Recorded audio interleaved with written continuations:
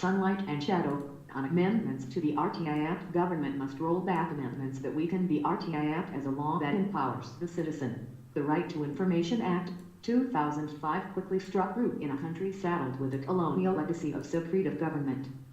The move by the NBA government to amend the far-sighted law aims at eroding the independence of the information commissions at the national level and in the states. The proposed amendments show that the central government seeks control over the tenure, salary and allowances of the Chief Information Commissioner and Information Commissioners at the center, and the state Chief Information Commissioners. Such a change would eliminate the parity they currently have with the Chief Election Commissioner and Election Commissioners and, therefore, equivalence with a judge of the Supreme Court in matters of pay, allowances and conditions of service. The center will also fix the terms for state information commissioners.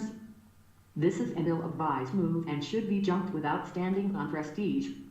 If at all, the law needs to be amended only to bring about full compliance by government departments and agencies that receive substantial funding from the Exchequer, and to extend its scope to more institutions that have an influence on official policy.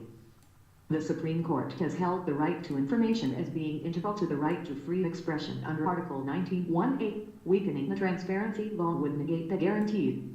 In its rationale for the amendments, the Center has maintained that unlike the EC, information commissions are not constitutional bodies but mere statutory creations under the law.